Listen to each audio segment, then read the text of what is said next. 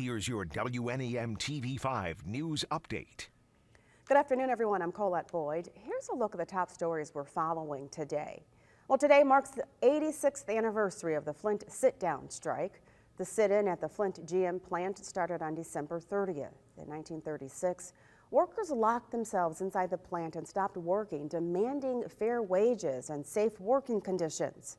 The strike ended on February 11th, 1937, and established United Auto Workers as the official bargaining representative of all GM employees.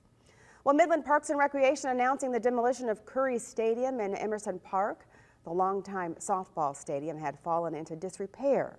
Parks and Rec says the concrete was very brittle and the crew worked around the trees and backstop with precision, adding, quote, "We saved all the cool stuff from the building first."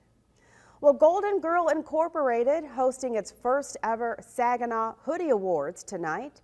The nonprofit's fundraiser will recognize a number of local leaders and businesses who bring new life into the Saginaw community. It takes place tonight at the ballroom at the SVRC Marketplace in downtown Saginaw. It starts at 7 p.m. General admission tickets, they are $52.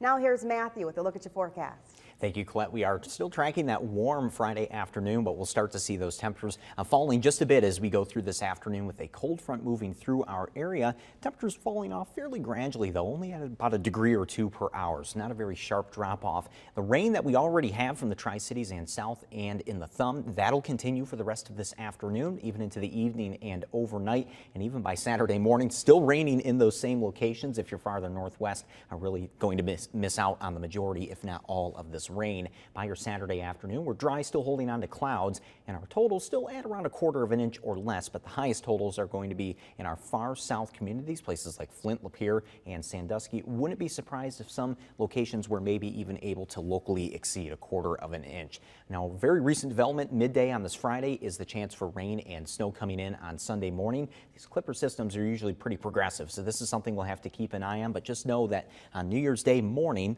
there may be some rain and snow moving across our area. Stay tuned for updates through the weekend on that. 7-day forecast has more warmth to start off next week and another better chance of rain on Tuesday. And by the end of next week, looks like we'll be back to the lower 30s, which is where we should be for this time of year.